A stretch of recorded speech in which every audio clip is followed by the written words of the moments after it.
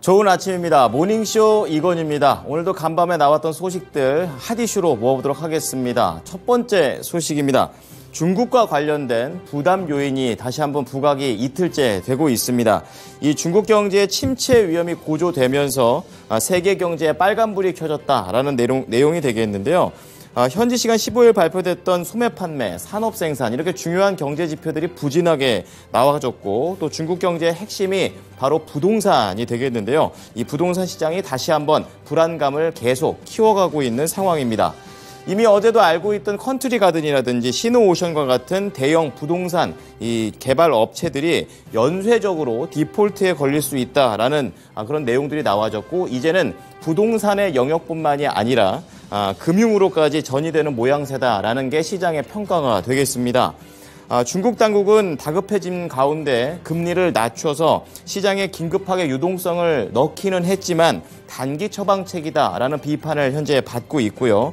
매달 최고치를 경신해왔던 청년 실업률과 관련해서도 돌연 발표를 중단한 상황입니다. 이러한 내용 자체가 결국에 시장의 투명성을 저해했다는 요인으로 해석이 되게 되면서 또 하나의 악재로서 부각이 됐고요. 이것과 관련해서 제닛 옐런 미국 재무장관은 중국의 경제의 불안함이 미국 경제에도 위험 요인이 된다라고 진단을 내렸습니다. 자, 두 번째 내용 체크해 보겠습니다. 국제신용평가사 피치가 무더기 등급 하향을 경고했습니다. 바로 은행들을 대상으로 해서 등급에 대한 경고를 넣는데요.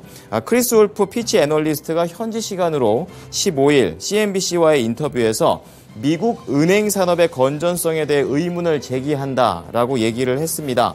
자, 그는 은행업계의 영업 환경 등급을 현 AA-에서 싱글 A 플러스로 한 단계 낮추게 될 것을 고려하고 있고 이렇게 되면 모든 재무 기준을 재정비해야 된다라고 얘기를 하면서 부정적 등급 조치로 이어질 것이라고 경고했습니다.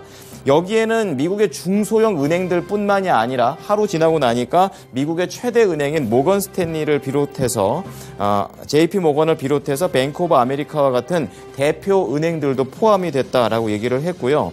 이렇게 피치의 강등 경고가 나오는 배경에는 미국의 연준이 있습니다. 금리 경로와 관련해서 원인을 들었는데요.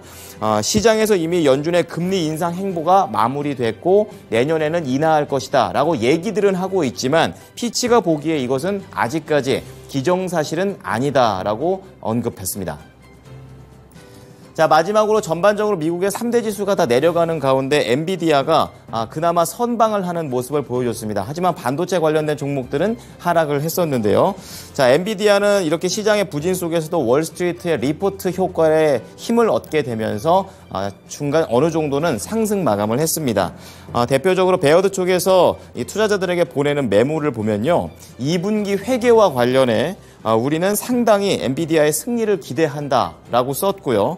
또한 분석가들은 엔비디아에 대한 AI 수요가 매우 중요한 모멘텀을 유지하고 있고 또 투자 등급을 유지하면서 주식에 대한 목표 가격을 기존에 $475를 제한했었는데 이제 $570까지 높였다라고 밝혔습니다. 그리고 모건 스탠리 쪽에서도 엔비디아가 AI로의 진출이 대대적으로 전환되고 있고 상당히 이 공급 수요와 관련해가지고 호재가 지속될 수 있다. 그렇기 때문에 AI와 관련해서는 여전히 탑픽 종목이다라고 호평을 내놓게 되면서 다른 종목들에 비해서 이날 엔비디아는 상승 마감하는 모습을 보여줬습니다. 지금까지 모닝 브리핑이었습니다.